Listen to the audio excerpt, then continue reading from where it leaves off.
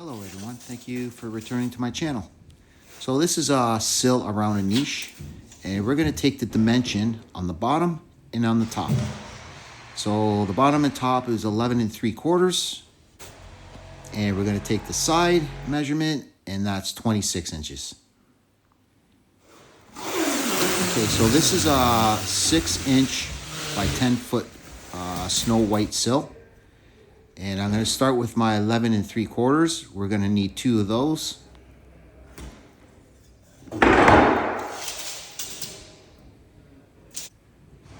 And we're going to do 2 of the 26, but I'm going to take it on the opposite side, the measurement.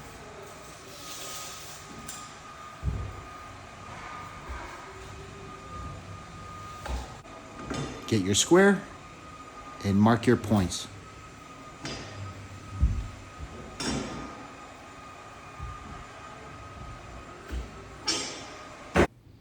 Okay, there's my 2 11 3/4 and 2 26, and in the middle that'll be a spare for a sill.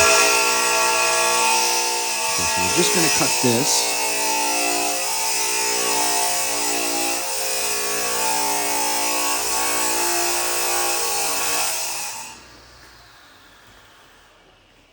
Okay, so we're going to cut that. That'll be my spare on the top, and those are my 2 11 3/4. So we'll cut that, those 2 pieces, okay? I grab a D-Drop and I lay it on the opposite side. You have to use your clean side to do a 45, always laying down. So the D-Drop I use to make sure I don't scratch the surface. Okay, so this is another bathroom that I did, and just give me a second and I will show you. That's a tile trough, by the way. This is a different style niche. You see how I double up on my tile, 45s and that little piece? There's a lot of carpentry going on in here, guys, so I'm going to hold off on grouting that wall. So I tilt my saw, and I'm just doing my 45. This is the big one, by the way, the 26. So I'm just going to do one side, okay, for the 26, because I might have to measure it and cut a little bit and then 45 it. And those are my 2 pieces of 11 3/4. So I'm going to set my saw up a little bit and cut those 2 bottom and top shell. There's 1, and there's 2. And I tilt my saw using a D-Drop. Always remember, put your clean side of the sill always down. If you do the opposite, you're going to have an opposite cut of the 45. So we'll do the other side. Okay. So I'm going to take a mark of the width of this niche, and it's 4 inches. So I'm going to mark 4 inches, and I'm going to square that up, and I need 4 of those, guys, for the bottom and the sides. As you can see, they're all cut already. And remember to always have the bevel edge, the clean side, facing out, the cut side towards the niche, the inside pocket. I leave about a 1/16 of out from the tile. It just makes it a little bit more cleaner, especially when you have tiles that are wavy. So I'm just going to butter that. And I'm just going to install that, and always make sure that you have a slope on that, okay? Not too extreme of a slope, but maybe about not a 1/4 inch. Go a little bit less than that, about 1/8. As you can see, I have to still go down a little bit more to get a proper slope. And I'm just going to test this in.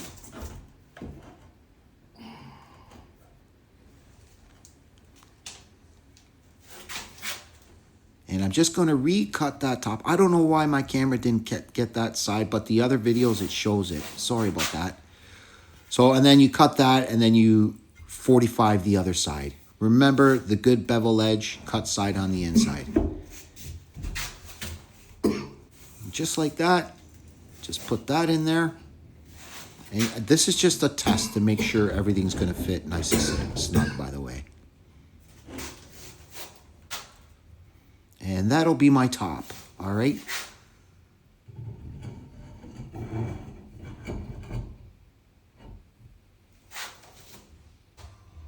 So grab your pencil and your level.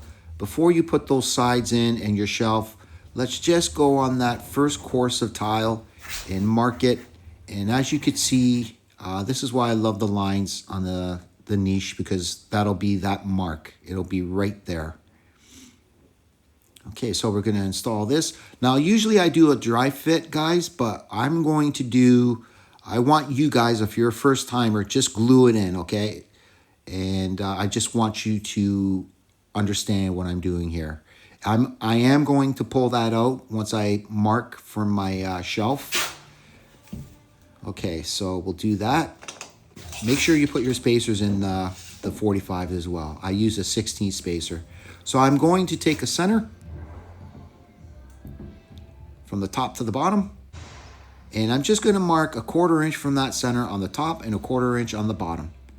And I'm going to take that bottom mark of that one side of the sill, level it, and mark the other side. And do the same on the top as well.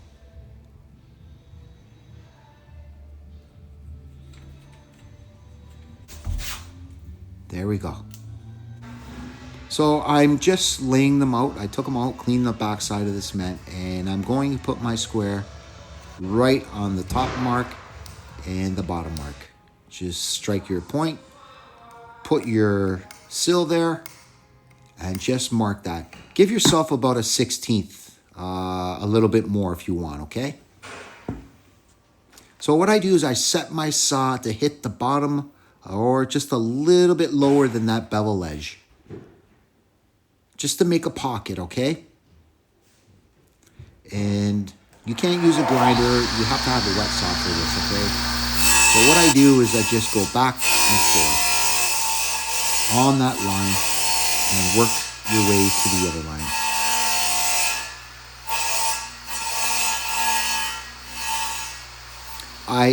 Don't go to the guard.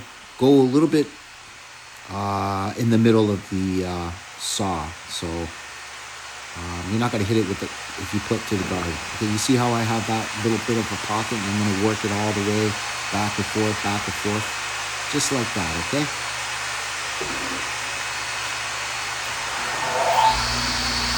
Just take your time. And it's very easy, actually. If you follow these instructions, if you can follow them, it should be easy peasy for you, okay?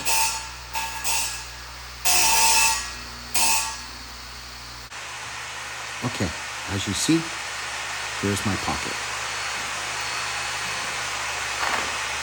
I just turn it around so I can see the other bottom line. So just turn it around so you don't overstep that bottom line, so you can see everything, okay?